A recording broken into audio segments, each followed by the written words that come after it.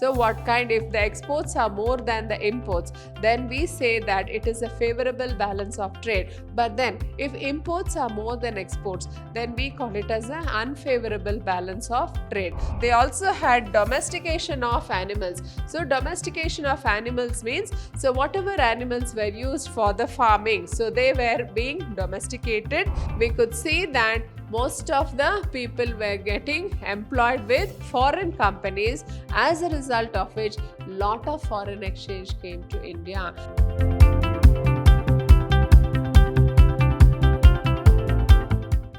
Hello everyone, I'm Purnima, faculty in the Department of Commerce, Vidhyaashram Pre-University College, Temple of Excellence. In this session, I will be having a discussion on the first chapter, that is Business, Trade and Commerce.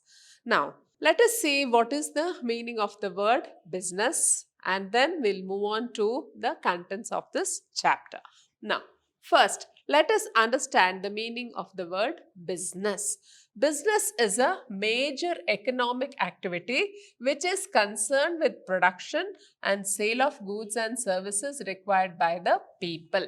Now, we should understand that business is concerned with the production and sale of goods or services which is needed by the people. So, whatever the people have needs, so whatever the people have preferences or their requirements, they are being fulfilled by the business community. And in the process of fulfillment of their needs, the business community is earning profits. So, we should understand that business will prosper only when it fulfills the need of the people.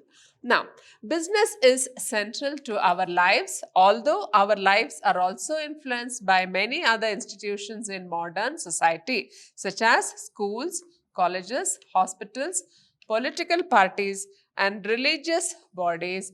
Business has a major influence on our daily lives. So, we should understand that business is important for all of us. So, for our day-to-day needs, we have to go to the nearby provision store and get whatever we need. So, like we need schools, colleges, hospitals, political parties and religious bodies, business also is central to all our lives. So, even if there is a bandh for one day, we cannot survive without the essential commodities which we are used to. So, we need to have business which is taking care of all of our needs.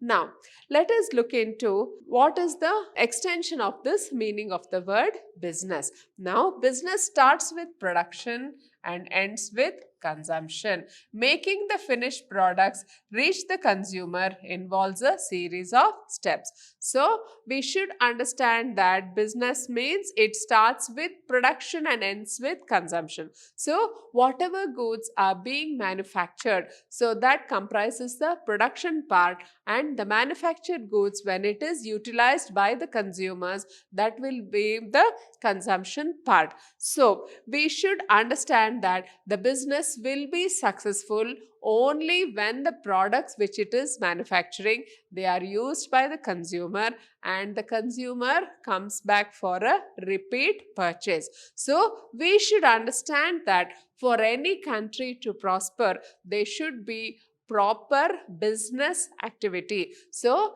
a country will be prosperous only if the business community it survives, or the business community is, we have a very thriving or throbbing business community, then we can say that such a nation is a very popular or a very successful nation or a developed country. So, the status of the country will be decided by the stage of the economy. What type of economy it is, whether it is developing economy, whether it is underdeveloped economy, or it is already a developed economy. So, this status of each of the countries, it will be decided by the kind of business it has. So, what kind? If the exports are more than the imports, then we say that it is a favorable balance of trade. But then, if imports are more than exports, then we call it as an unfavorable balance of trade. So, any country should aim for higher and higher exports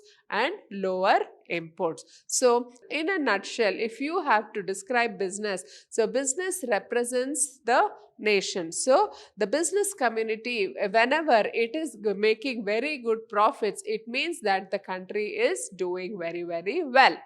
Now, let us understand the role of business in the development of economy. So we can have a look into before the British Empire came to India, we can notice that India was very, very rich.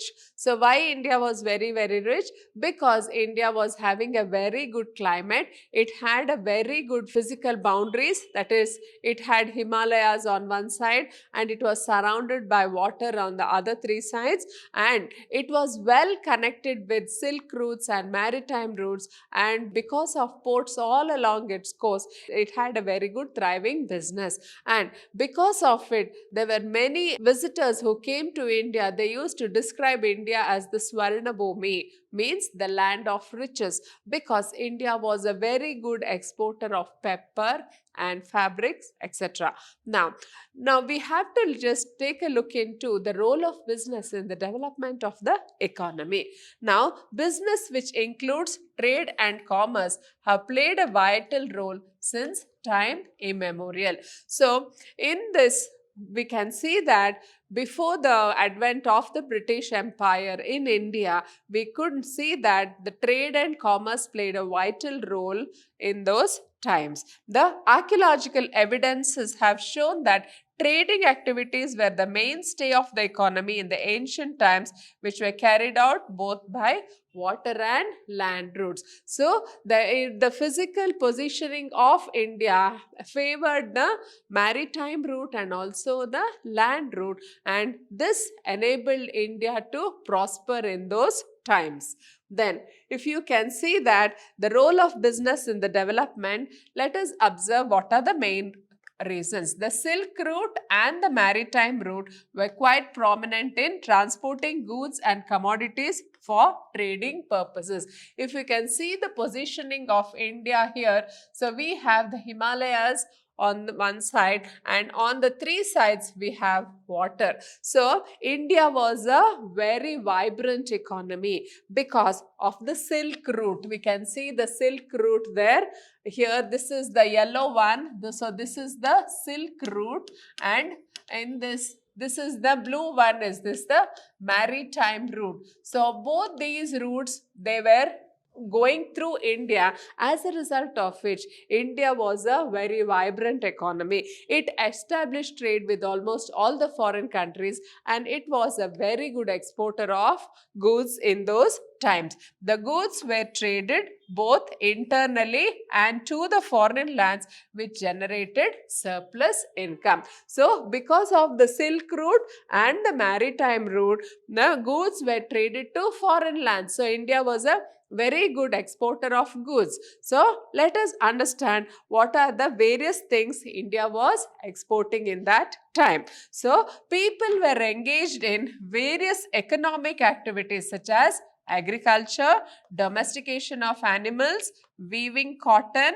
dyeing fabrics, making clay pots, utensils, handicrafts, sculpting, cottage industries, masonry, etc. Now, the major occupation of the people during that time was usually agriculture. So, India had a very favorable climate, and people used to have 2 crops per year, or sometimes 3 crops also. So, because of the favorable climate and because of the rivers which were always running full in India, India was having a very good agricultural economy. Then next, they also had domestication of animals. So domestication of animals means, so whatever animals were used for the farming, so they were being domesticated.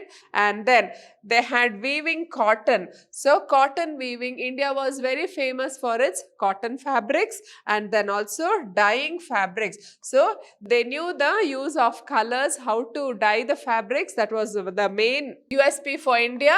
And then making clay pots. So making clay pots or pottery was also very famous in India. And then handicrafts, sculpting. So cottage industries, etc. So all these occupations were very, very popular in India, and most of these goods, they used to be transported or exported to foreign lands by those travelers who used to come in the Silk Route. Now, people were engaged in these kind of cottage industries during the off season. That is, whenever the agricultural activities were over, people used to engage in all these handicraft sort of activities to supplement their income. So in this way, people were very, very prosperous, and they led a very prosperous and rich life. That is before the British came into India.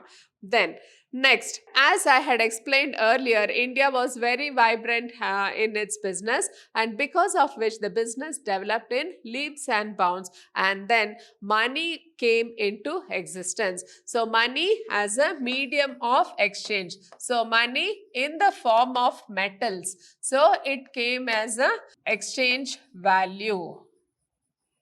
So this money, it came to be in metal form, it came to be used as a medium of exchange. Then in addition to money, we also had hundi and chittis were used as documents to facilitate transfer of money from one hand to another for trading activities.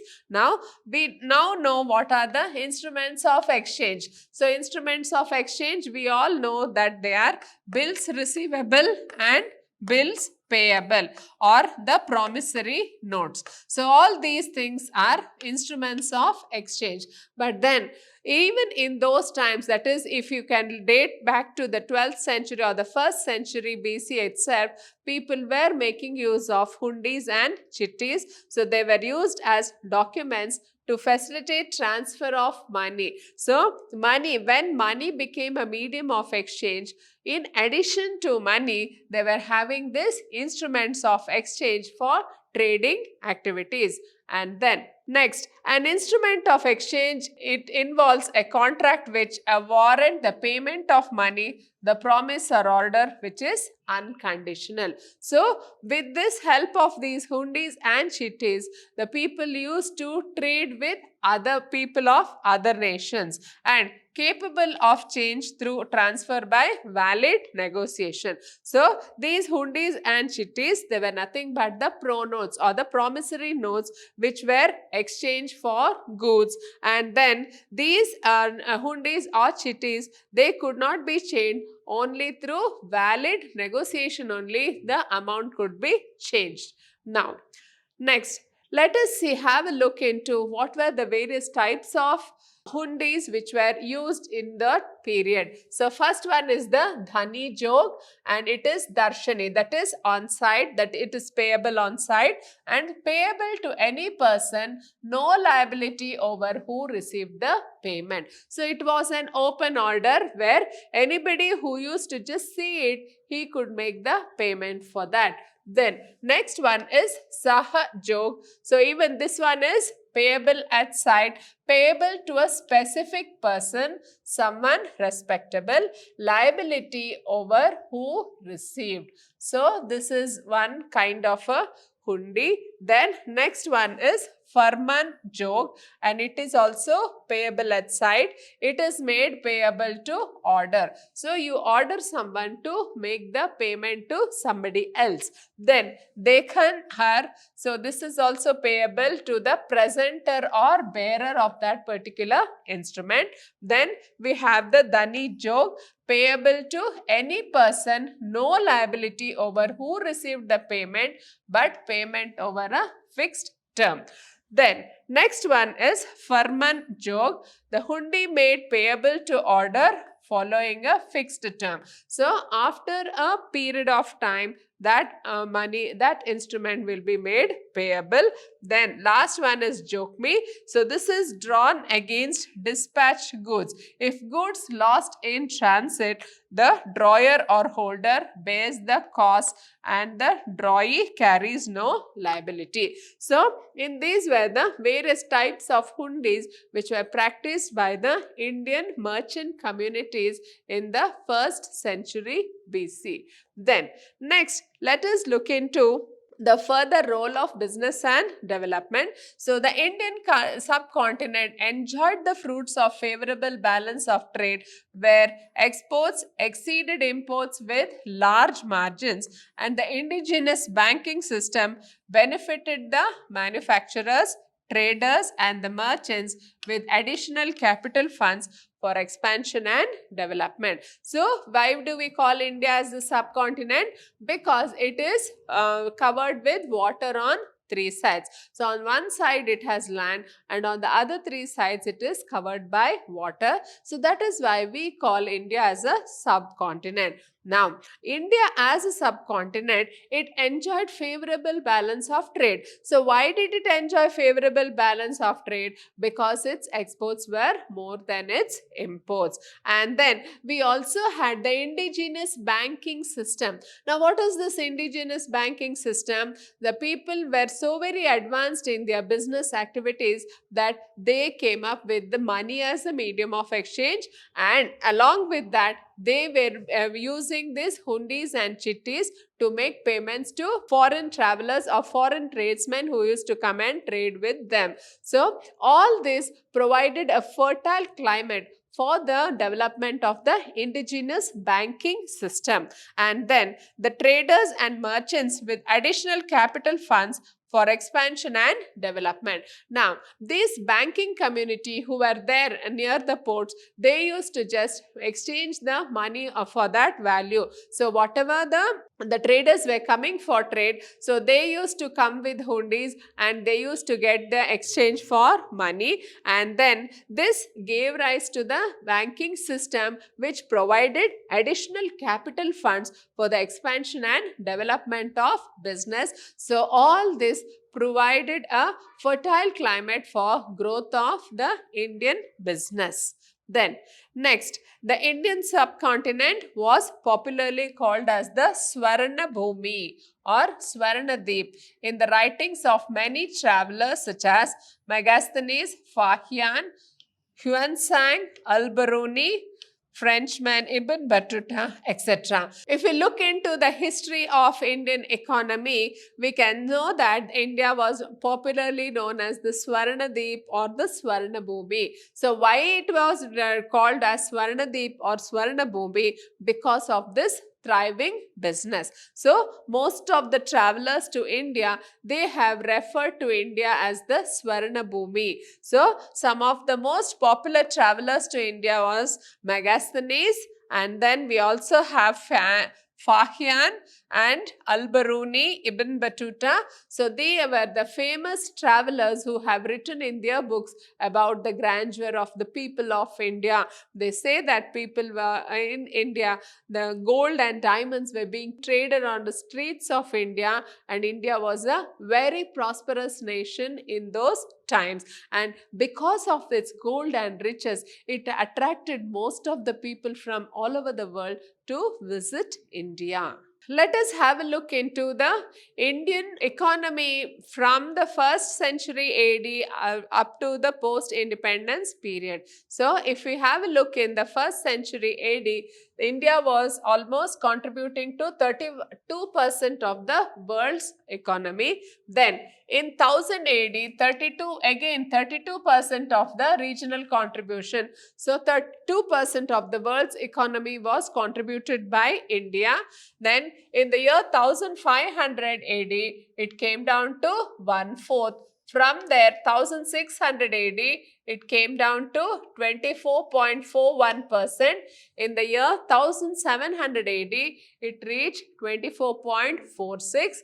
Then, next, in 1700 to 750, it was contributing to almost 25% of the world's output, industrial output. Then, and after the advent of the British to India, that's once the Britishers came to India, they made use of all the revenue generated from India to buy all the raw materials, as a result of which India suffered. Most of it became the very big importer of manufactured goods, and it was always exporting the raw materials to other countries. So before Britishers came to India, India was the greatest exporter of all manufactured goods and absolutely no imports. But after the British Empire came to India, the economy was in shambles. So they used all the revenue generated through India to make all the purchase of manufactured goods,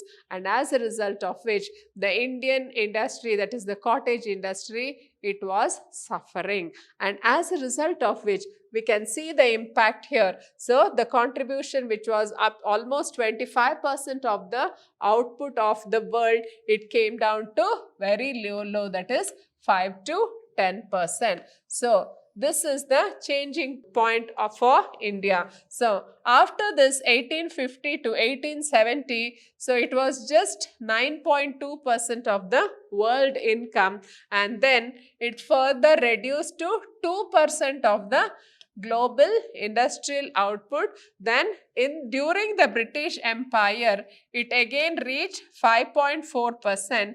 After that, it has come to 3.8% of the world income, followed by 3.1%. So now it is economic liberalization. Now this is the state of affairs of India from the year 1st century AD up to 1991 AD. Now when India attained independence in 1947, the agricultural sector was badly hit. There was no land was not very fertile, as a result of which the yield of the land was very low, and the economy of India was in shambles. And then this continued, and then most of the economic planning had to be done to revive the Indian economy. After which India, with her 5-year plans, she has been surging ahead. Now we can see that we will just have a look into what happened during the British rule in India. So with the emergence of the British Empire roots in India, the East India Company used revenue generated by the provinces under its rule for purchasing Indian raw materials, spices and goods. So it was using our own money to buy our own goods. So this was the greatest loss for India. Then next, after this Indian independence, or up to 1991, the Indian government, it never allowed any of the foreign countries or the foreign companies to enter India. So it was with the aim of protecting the Indian industries. It never allowed anybody to come into trade with India, as a result of which the Indian economy was in a very poor state, and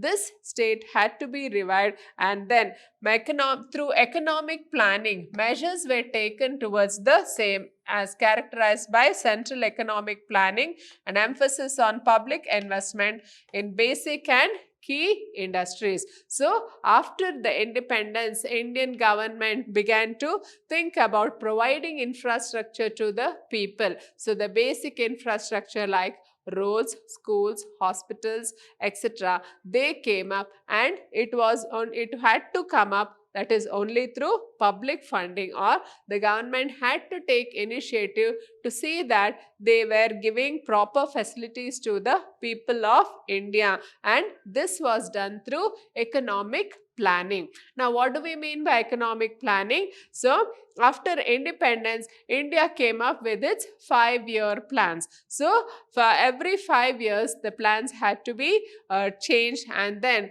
there was more emphasis for agriculture. India was an agro-based economy. Most of the income from India was coming through the agricultural sector, and 75% of the Indian population, they were engaged in agriculture. And then agriculture was the backbone of India. Now to revive agriculture, they took lot of measures to improve agriculture. With the help of its first 5-year plans, India has brought about industrialization. So through this industries, it wanted to bring about more development in the Indian subcontinent. Then After 1991, India began to liberalize itself. It opened its doors to all the major companies of the world. So that is what we call it as economic liberalization. So the balance of payment situation was precarious. As a result, India agreed to economic liberalization in 1991. So when the Indian government took a decision to protect its industries and barred all foreign countries from coming into India, this was something which was very, very dangerous for the Indian economy, because India did not have the enough capital, it did not have the enough resources to stand on its own legs, as a result of which the economy was in a very poor state, and because of which the Indian government took up the decision to liberalize itself. So that is the LPG. So what is this liberalization, privatization and globalization? So once it adopted this LPG, Indian economy began to take off. So after this liberalization, we have witnessed they came to India, they offered many of the opportunities to India, and in India they could find cheap labor, skilled labor, educated labor. So and most of the youth were employed by these foreign companies, as a result of which there was a rise in the income of people, there was rise in savings, rise in investment opportunities, increased domestic consumption and younger population. They all ensure growth for decades to come. So once it opened the doors of the nation to the foreign companies, we could see that most of the foreign companies came to India and they just hired all the Indian people, and then we could see that most of the people were getting employed with foreign companies, as a result of which lot of foreign exchange came to India. And then we could see that the standard of living of the people slowly became high, and the younger population, they ensured growth of the nation for years to come. Then, in continuing with this liberalization and privatization, now the latest government of India has came up with this Skill India. Now, what is this Skill India? The high growth sectors have been identified which are likely to grow at rapid pace, and the recent initiatives of the government of India such as Make in India, Skill India, Digital India is expected to help the economy in terms of exports and imports with steady and sustainable trade balance. So Skill India, or we also call it as the Atma Nirbhar Bharat. So this concept of India has helped India to rise in the recent times. So the high growth sectors have been identified. So what are the areas where India can grow exponentially? That has been identified, and those which are likely to grow at a very rapid pace. Nowadays we know that the IT sector is the one of the fastest growing sectors of the world, and the Indian government is taking lot of efforts to just invest more in the IT sector. And then the recent initiative of the government of India. So the government of India has taken the initiative of Make in India. So instead of importing almost all the goods from foreign countries, it has taken up a stand called Make in India. Now what is this Make in India?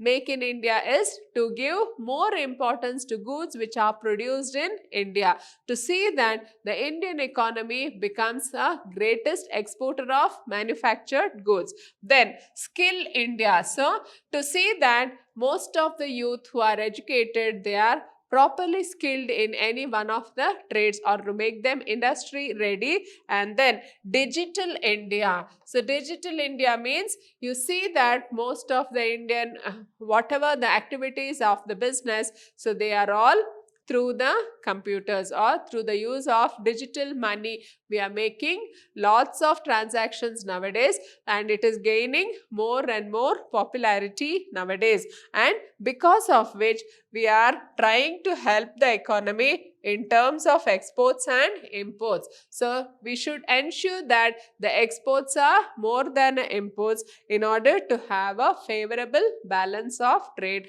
and in the coming years we wish to see that India is one of the developed nations of the world. So with this, we have just concluded the first session on business, trade and commerce. Hope you have understood this. Thank you.